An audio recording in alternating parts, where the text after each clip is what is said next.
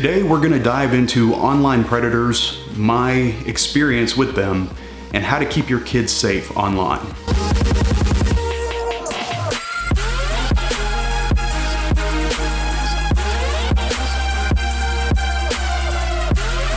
Hey guys, what's going on? I hope you were having a fantastic weekend so far. Today's video is going to be a little bit different than most. I actually debated on whether or not I wanted to do this video for an array of reasons. Something I don't talk about much on my channel, until this video anyway, is what exactly I do for my department. As you guys remember, last year I was transferred to the administration division as the public information officer for my department. But the public information aspect is only a fraction of what I actually do. I am also a digital forensics analyst that assists criminal investigations with child exploitation cases. And part of the reason why I have not covered a lot about what I do in my job, as much as I would love to share with the whole world what I do, is because what I do is shrouded in so much secrecy. I wouldn't really be able to talk in depth about what I do without getting in some serious trouble with my department, but also revealing some law enforcement sensitive information. Now, the first thing I want to do in this video is I kind of want to give you guys a little backstory into my background, my childhood, and things like that,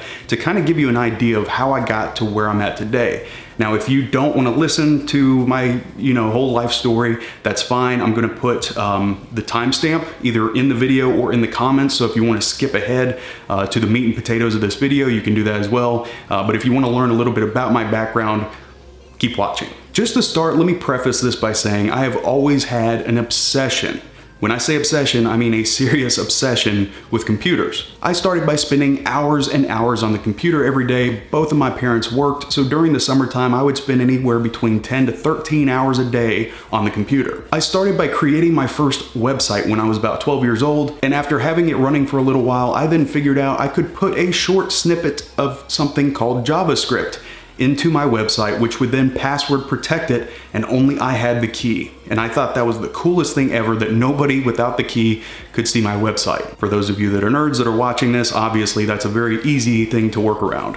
I didn't know that at the time. I was 12 years old. But something that always piqued my curiosity was how to get around security. This is where I began kind of my quest in hacking, so to speak, and not to damage anything or cause anybody any financial loss, but just to see if I could do it. When I was 13, we received an official letter from Sony Online Interactive, basically threatening that they were going to sue my family if I didn't stop violating their terms of service by hacking one of their online games. When I say hacking, it was really just swapping out a DLL file once the game started, and it gave me abilities that nobody else in the game had. The game itself was called Tannerus. It was taken offline several years ago, but I was obsessed with it for a majority of my teen years. But needless to say, getting a letter from Sony themselves definitely lit a fire under my ass, and I was very scared at that point, and I got into a bunch of trouble at home. But that didn't stop me from being curious. I kept researching and trying to soak up any little bit of knowledge I could. Some of it was way over my head at the time, and it's funny looking back at how simple it really was, but again, being new to computers at the time, a lot of stuff can be overwhelming, especially when you start getting into things like programming or graphic design. Those are very hard concepts to understand as a 13-year-old. Needless to say, by this time, I was in full computer obsession mode, to the point where I was sneaking downstairs at 3 o'clock in the morning to get back on the computer once I knew everybody was asleep. One of those times, my mom actually woke up. She heard me typing downstairs. She came downstairs, and I can't tell you how pissed she was, but she ended up taking the keyboard. This is where my circumvention of limitations came into play, because I soon figured out there was actually an on-screen keyboard, and I didn't need the hardware keyboard. I could just use my mouse and click the buttons I needed, and I could go back downstairs. My point is, I've always been interested in circumventing the limits that have been set on me. I could stand here and tell you guys about all the other stuff I've picked up along the way, like using SQL injection to take over websites, or creating an encrypted payload and listener, so on and so forth. That's not the point of this video though, so I'm not going into those topics. And let's be honest, unless you're really nerdy like me, most of you probably don't care. But years later, I got to do something I always wanted to do. I became a cop. After years of working the road as either patrol or traffic, I decided that I wanted to teach officers how to be safe and how to keep their information safe. So I actually created a course called Cybersecurity for the Modern Officer. And at the time in Georgia Post allowed non-certified officers to teach courses as long as there was a certified instructor that was present and willing to sign off on it. My class was 6 hours long out of the 20-hour-a-year requirement, so a lot of officers actually attended it. I went over everything from high-level languages to low-level languages, encryption, password cracking, web application vulnerabilities. You name it, it was in here. Credit card skimming, credit card encoders. Anything you could possibly imagine that you can cram into 6 hours was in this presentation. And every time I hosted one of these classes, I always had at least one officer at the end of the presentation tell me, I am never going online again. I had no idea my information was that vulnerable. So now moving on to the meat and potatoes of the video. Back in 2017, I interviewed for and I was accepted into the Criminal Investigations Division. I began working normal cases, but I soon figured out that there were certain investigators that were especially assigned child exploitation type cases. These officers are assigned to ICAC, which stands for the Internet Crimes Against Children Task Force. ICAC is a small community of officers from local, state, and federal agencies that work together to try to combat child exploitation. This could be anything from human trafficking to illegal videos and pictures and so forth. Most ICAC cases revolve around starting an investigation once you learn that somebody in your jurisdiction is downloading illegal contraband related to kids. I'll just say that. The acronym I will use for that is CSAM, which stands for Child Sexual Abuse Material. That is the way it's referred to in the ICAC community. It's a very awkward and hard topic to talk about in general for very obvious reasons. But working as an ICAC investigator can often lead to vicarious trauma or PTSD if you work these types of cases for any extended period of time. There are plenty of people that get into ICAC and a week later they're like, nope, I can't do this. My hat is off to y'all, but I need to do something else. And that's fine. It's totally understandable. This is not for everybody. You have to have thick skin and you have to see the end goal. The end goal is you're hoping to protect kids. You're hoping to put very bad people away. And that is our goal. Not only do you have to seize any type of media storage device, but you then have to review and analyze the content on there so that you can provide an accurate testimony in court of what the contents were. High-ranking member of New York City's Department of Education is arrested at Mitchell International Airport for a child sex crime, and records show he has multiple ties to Wisconsin schools. Investigators say 39-year-old David Arnold Hay had no idea when he stepped off of a plane at Mitchell International Airport Sunday. Police were waiting to arrest him. Hay was taken into custody for allegedly using a computer to facilitate a child sex crime. There's a war going on in Utah, law enforcement against child pornography, and those who watch it, those who make it, and those who exploit children. And the agents on the front lines are part of the Attorney General's Internet Crimes Against Children Task Force, or ICAC. The ICAC task force serves a search warrant for suspected child pornography. We were able to download content, child pornography from an IP address that came back to this residence. Supervisory Special Agent Alan White with the Internet Crimes Against Children Task Force says the team focuses on a very disturbing crime. The content is horrific. It's gut-wrenching. That initial, your first exposure to that. The ICAC agents learn about child porn violations through several sources.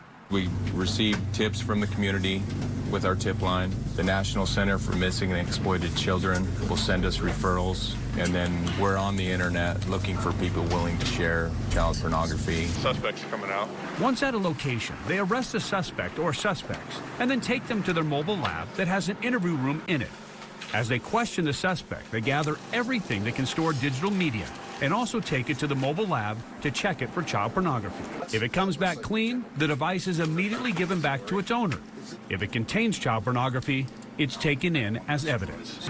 And while the content of these crimes is horrific and extremely difficult for the agents to deal with, they say the payoff is in the arrests and in helping children. The best case is when you're able to have that intervention for a child, whether the child's being exploited, enticed, or abused. And everybody's very passionate about protecting kids. The ICAC task force, fairly small group of full-time agents, they're able to expand their reach by often working with city police and county sheriff's departments throughout the state. I was interested in joining ICAC because I knew that I had technical knowledge that not many people in my department had. Having experience in everything from software development to web development to penetration testing, I knew that I could use this collection of tools in a positive way. After getting into ICAC, I then attended very difficult state and even harder, federal training, which even with somebody with technical know-how was very hard to keep up with. I learned things about hard drives, SD cards, micro SD cards, things I never had any clue about. Learning digital forensics is like learning an entirely new language. But when you finally get to use those skills, it is the best reward ever. It is the most satisfying part of law enforcement to me, is being able to get that evidence that you're looking for and put that person away for 60 years. One thing I've learned about being an ICAC is you learn how a predator online thinks. They're sneaky. They want their victim to keep everything a secret. That's one of those crimes where they're not going to advertise to the public that they do that because of public opinion. So this is where you, as parents, come into play. Digital devices in general have so many different ways that people can communicate directly with your child in their own home. And I've actually heard parents say before that they respect their child's privacy.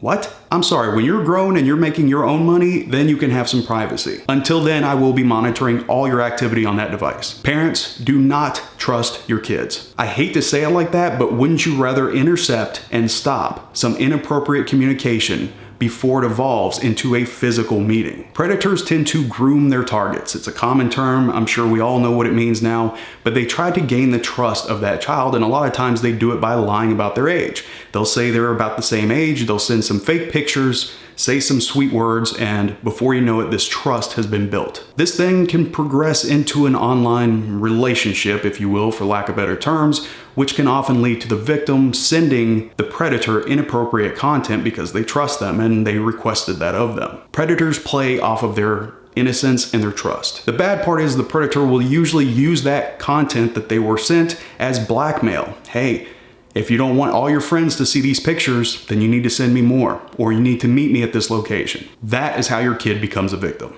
Apps like Snapchat, WhatsApp, all these apps are designed with privacy in mind. They're designed to keep secrets. And I'm sorry, my kid doesn't need to have secrets, especially talking to somebody online. So how exactly do you prevent this from happening? How can you watch what your child's doing all the time? There is an array of options at your fingertips, luckily. My first recommendation is if your child has a phone or they have a tablet, log in, put some parental controls on there, and set an off time where they can't use the device from a certain time to another certain time. As far as computers go, never let your children have administrative rights on a Windows computer.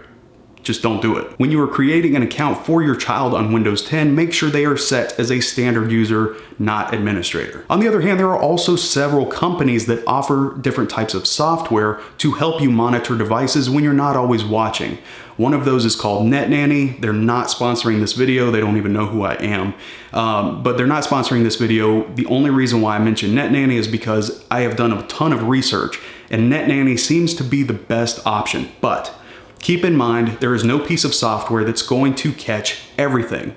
So that is where you come in as the parent to be nosy. Open their device, go through their messages. Make sure to take time to look where most people wouldn't think to look. And as long as you do that routinely, you should have a pretty good understanding of what your child's doing and whether or not there's a need for concern. There is no reason to me any child should be using Snapchat, but that is just my opinion. I am here to educate you guys, not tell you how to be a parent. And I could easily sit here for the next 3 hours and talk to you guys about all these different apps. By the way, real quick, if you want me to do a video on a specific app or like how to protect against a certain thing, let me know in the comment section, and maybe I can do like a little series or something like that. Because trust me, I could easily make this video 3 hours long. And that's unfortunate. It's unfortunate I have 3 hours of ways to tell you how to keep your kids safe. But doing a little research on whatever device your child has and doing some research on how to use it, how it operates, knowing the ins and outs of it are going to give you the upper advantage in keeping them safe. And in the grand scheme of things, guys, it would be much better to be nosy, to be proactive, instead of having your child come home one day emotionally scarred for the rest of their life because nobody was there to protect them from the monsters that thrive online. Guys, that is it for today. Parents, if you need help, reach out to me. If you need advice from an actual digital forensics analyst, reach out to me at officer401vlogs@gmail.com. Make sure in the subject title you put parental concerns in all caps, and I will do my best to help you out with anything you need, any device. I'll try to help you out. Anyway, guys, that is it for today. Thank you so much for joining me. I hope you have a fantastic rest of your weekend. If you have any questions or comments, leave them in the comment section below and I'll try to address them accordingly. Thank you guys so much for tuning in, and I'll see you very, very soon.